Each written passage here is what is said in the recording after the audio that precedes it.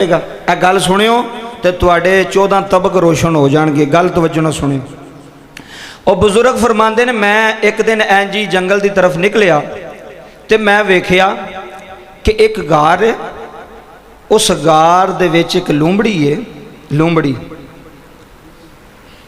तवज्जो करिया जे, ते ओ लूंबड़ी नूं वेखिया ते ओ अखां तो नबीनी सी ते पैरां नाल चल नहीं सी सकदी, लूली लंगड़ी भी सी ते अखां तो नबीनी भी सी। गल बड़ी सुनने वाली जे, फायदा देवेगी।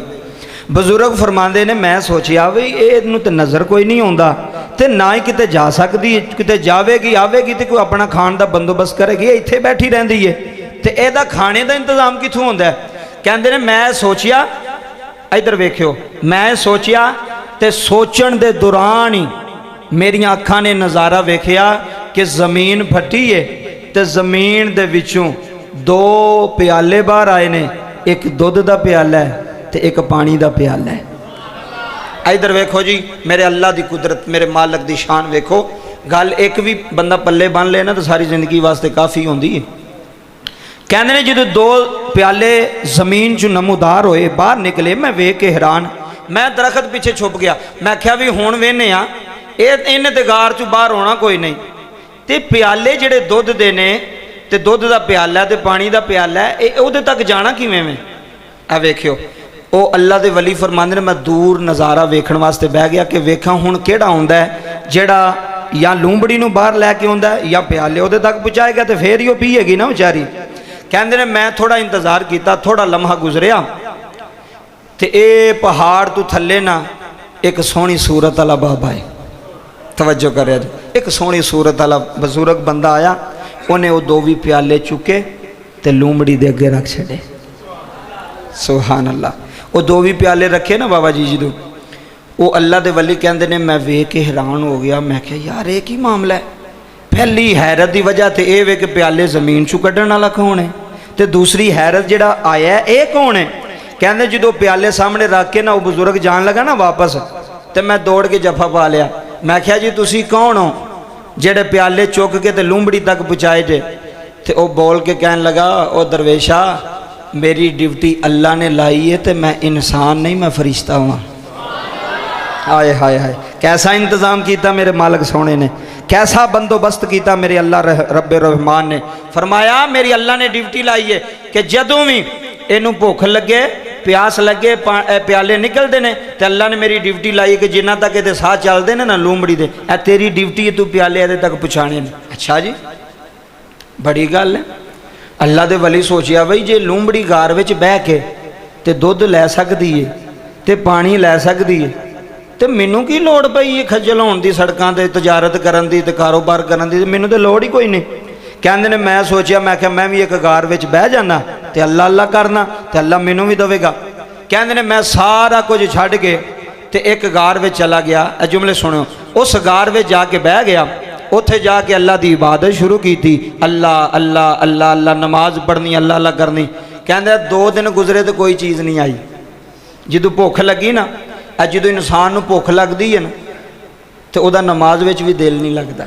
ऐसी चीज़ है भुख, जी ना रोटी की भुख ऐसी चीज़ है कि इंसान का दिल कितले भी नहीं लगता।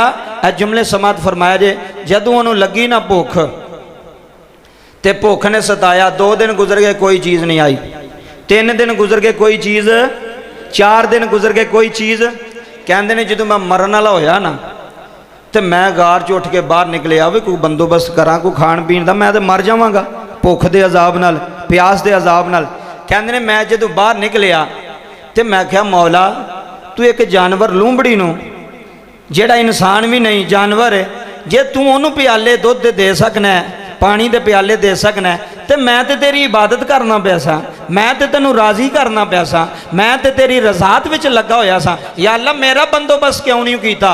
उतों हाथ फे गैबी चों आवाज़ आई, ओ मेरे बंदे, ओ मेरे बंदे, ओ मेरे बंदे, ओ ते पैरां तो लूली सी, तू तो चल सकना।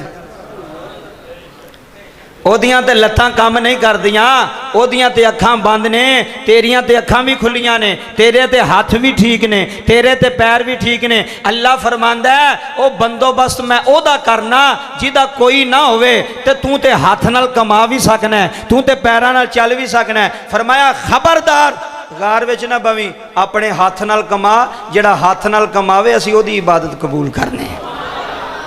ਕੈਸੀ ਬਾਤ ਹੈ। ਅੱਲਾ ਨੇ ਫਰਮਾਇਆ ਤੂੰ ਉਹਦੇ ਤੇ ਤਵੱਕਲ ਕਰਕੇ ਲੋਮੜੀ ਨੂੰ ਵੇਖ ਕੇ ਤੇ ਬਹਿ ਗਿਆ ਜੀ ਮੈਨੂੰ ਵੀ ਅੱਲਾ ਦੇਵੇਗਾ, ਨਹੀਂ। ਅੱਲਾ ਨੇ ਸਬਾਬ ਪੈਦਾ ਕੀਤੇ ਨੇ, ਕੁਝ ਕਰਨਾ ਪੈਣਾ। ਇਹ ਹੁਣ ਮੈਂ ਬਹਿ ਰਹਾ ਇੱਥੇ ਘਰ, ਤੁਸੀਂ ਘਰ ਬਹਿ ਰਹੋ, ਅੱਲਾ ਜੀ ਦਿਓ ਰੋਟੀ, ਅੱਲਾ ਜੀ ਦਿਓ ਕੱਪੜੇ, ਅੱਲਾ ਜੀ ਦਿਓ ਪਾਣੀ, ਕੋਈ ਨਹੀਂ ਲੱਭਣਾ। ਤੈਨੂੰ ਉੱਠਣਾ ਪੈਣਾ, ਤੈਨੂੰ ਦੌੜ ਲਾਣੀ ਪੈਣੀ ਹੈ। ਸੁਬਹ ਤੁਸੀਂ ਫਜਰ ਦੀ ਨਮਾਜ਼ ਪੜ੍ਹਦੇ ਹੋ, ਆਪਣੇ ਆਪਣੇ ਕੰਮ ਤੇ ਨਿਕਲ ਜਾਂਦੇ ਹੋ, ਕਰੋ ਹਾਂ ਪੂਰਾ ਮਹੀਨਾ ਫੈਕਟਰੀ ਛੁੱਟੀ, ਤਨਖਾਹ ਲੱਭੇਗੀ? ਤੁਸਾਂ ਕੀਤਾ ਹੀ ਕੁਝ ਨਹੀਂ। ਅੱਲਾ ਫਰਮਾਂਦਾ ਅਗਰ ਮੈਂ ਤੈਨੂੰ ਹੱਥ ਨਾ ਦੇਂਦਾ, ਤੈਨੂੰ ਪੈਰ ਨਾ ਦੇਂਦਾ, ਇੱਧਰ ਵੇਖੋ, ਇਹ ਮੰਗਦੇ ਹੁੰਦੇ ਨਾ ਸੜਕਾਂ ਤੇ ਲੂਲੇ ਤੇ ਲੰਗੜੇ, ਇੱਧਰ ਵੇਖੋ ਮੰਗਦੇ ਨੇ ਨਾ, ਬੈਠੇ ਨੇ ਆਪਣੀ ਜਗ੍ਹਾ ਤੇ, ਲੋਕੀ ਪੈਸੇ ਦਿੰਦੇ ਪਏ ਨੇ, ਬੋਲੋ ਕਿਤੇ ਜਾਂਦੇ ਤੇ ਨਹੀਂ, ਬੈਠੇ ਨੇ ਨਾ ਆਪਣੀ ਜਗ੍ਹਾ ਤੇ, ਨਹੀਂ ਟੁਰ ਸਕਦੇ, ਹੱਥ ਕੋਈ ਨਹੀਂ, ਲੋਕ ਉਹਨਾਂ ਨੂੰ ਦੇ ਰਹੇ ਨੇ। ਇਹ ਬੰਦੋਬਸਤ ਉਹ ਕਰਦਾ ਹੈ, ਤੇ ਕਰਦਾ ਉਦੋਂ ਹੈ ਜਦੋਂ ਬੰਦਾ ਕੁਝ ਨਾ ਕਰ ਸਕੇ, ਤੇ ਜਦੋਂ ਕੁਝ ਕਰ ਸਕਦਾ ਹੋਵੇ ਨਾ ਫਿਰ ਅੱਲਾ ਫਰਮਾਂਦਾ ਜ਼ਮੀਨ ਤੇ ਫਿਰ ਮੇਰਾ ਰਿਜ਼ਕ ਤਲਾਸ਼ ਕਰ, ਫਿਰ ਮੇਰਾ ਫਜ਼ਲ ਤਲਾਸ਼ ਕਰ, ਫਿਰ ਮਿਹਨਤ ਕਰ।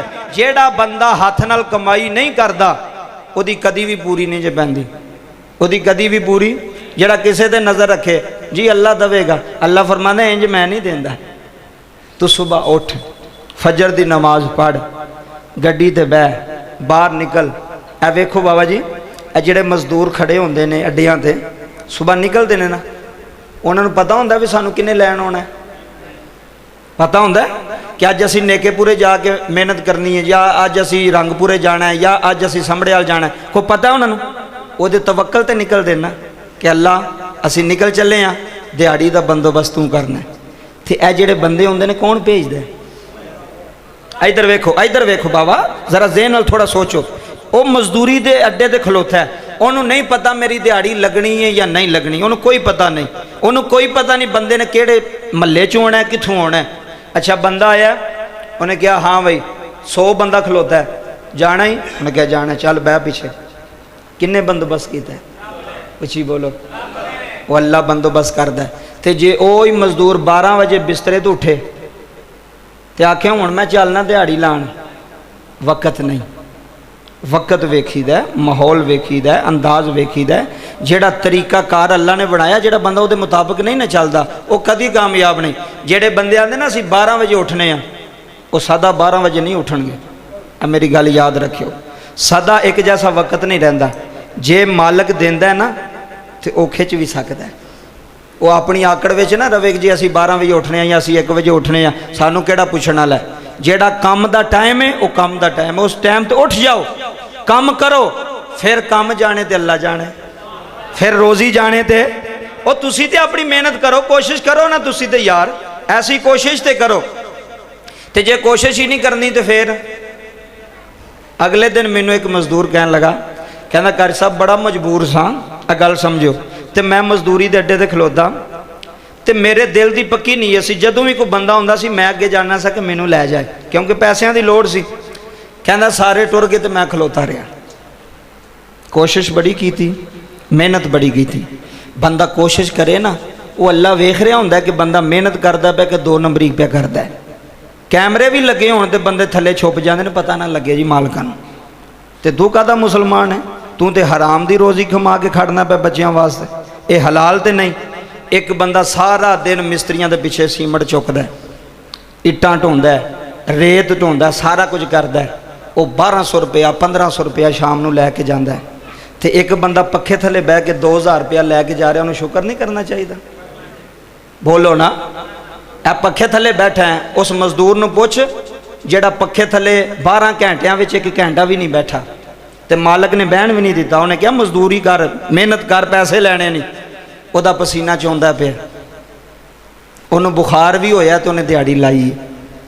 ਤੇ ਅਸੀਂ ਤੇ ਐਡੇ ਨਾ ਸ਼ੁਕਰੇ ਜੇ, ਅੱਲਾ ਦੀ ਕਸਮ ਹੈ ਐਡੇ ਨਾ ਸ਼ੁਕਰੇ ਜੇ, ਅਸੀਂ ਏਸੀਆਂ ਵਾਲੇ ਕਮਰੇ 'ਚ ਵੀ ਬੈਠੇ ਹੋਈਏ ਤੇ ਸਾਡਾ ਦਿਲ ਨਹੀਂ ਕਰਦਾ ਕੰਮ ਕਰਨ ਤੇ। ਅਸੀਂ ਆਨੇ ਕਦੇ ਇੱਥੇ ਵੀ ਸੌਂ ਜਾਈਏ ਨਾ, تو پھر اللہ بھی نیتاں جاندا بندیاں دی انہاں دی نیتاں دے اندر کی ہے جویں دی نیت ہوے گی نا اونج دی بلندی ہوے گی اگر تیری نیت ہی 2 نمبری دی ہے اگر تیری نیت ہی کھوٹ نیت ہی صاف نہیں دا ہی لانا ہے تو پھر تو کامیاب کہندا میں رہ گیا عصر دا ٹائم میں عصر دی نماز پڑھی تو میں اللہ نال گل کی تھی میں کہا مالکا میں صبح نکلیا فجر دی نماز بھی پڑھی ہے ظہر دی بھی پڑھی ہے تے مالکا تو کہنا باہر تے آ تے جے میں آ گیا تے میرے نال دے ٹر گئے نے جنہیں ایک بھی نہیں پڑھی میں تے 2 پڑھیاں نے تے پھر بھی مینوں نہیں جان دیتا تے پھر کہندا میں رو کے آکھیا چل جویں تیری مرضی جویں تیری کہندا ادھر ویکھو اے نظام ہوندے جیڑا بندہ محنت کردا کوشش کردا اللہ دا ساتھ دیندا ہے اللہ دے نال کھڑا جے قسم خدا دی اللہ دے نال کھڑا جے اے گل سمجھیو تے تیرے دل دی دنیا بدل جائے گی کہندا میں نماز پڑھ کے باہر نکلیا تے میں کہا چلو ہن بس تے بہنے تے ٹر جانے کرایہ جڑا 100-150 لا گئے کہندا میں اوتھے بس تے اڈے تے کھڑا ہاں ایک بندہ آیا ادھر توجہ کریو مینوں کہن لگا بھائی ایتھے کھلوتا تو نہیں گیا انہیں کہا جی صاحب جی سارے ٹر گئے نے مینوں کوئی نہیں لے کے گیا انہیں جیب چ 2000 روپیہ کڈیا انہیں کہا میری طرفوں اچھی بولو کنے بھیجیا انہیں بھیجیا نا وہ گل تے کر وہ رابطہ تے کر اللہ پہاڑاں جڑیاں مشکلیں 1 سیکنڈ چنج دور کر چھڑتا جے بندے اگر چاہے وہ چاہے جو مرضی کر سکتا محنت کرو یار نکلو کرو کسے پاسے نکل جاؤ اللہ تو انہوں انج خالی نہیں موڑے گا تے جے خالی موڑ بھی چھڑیا تے تو انہوں پھر ٹینشن نہیں ہون دے گا پریشانی نہیں ہون دے گا تیرے دل وچ اللہ سکون پیدا کر چھڑے گا تیرے بچیاں نو اللہ صبر دے چھڑے گا تیری بیوی نو اللہ صبر دے چھڑے گا ویلیاں رہن نال گل کچھ بولو ویلیاں رہن نال گل تے نہ ہی اللہ نے تہاڈی چھت تو چول سٹنے جے تے دانے سٹنے جے بھی ہے میں سٹ دے جے تے کھا لو دوڑنا پینا اگر تے بندہ لولا لنگڑا ہو گیا تو پھر تے ٹھیک ہے پھر تے اللہ دی مرضی تے اگر جنی دیر تیرے پیر چلتے پے نہ تے پھر رکی نہ کردا رہ محنت میں تے اکثر اے بزرگاں نوں بھی کہنا کہ جنی دیر تواڈے نین پرین صحیح نے نا تے ٹردے رہو اللہ برکت پاندا ہے نا تھوڑا کرو زیادہ کرو کردے رہو ایک صحت اچھی رہے گی اور ایک اللہ برکت بھی پاندا رہے گا اس واسطے حضرات ذی وقار اے ضروری چیزاں سن جڑیاں تھوڑے تک پہنچائیاں اللہ سانو سارے نو عمل دی توفیق عطا فرمائے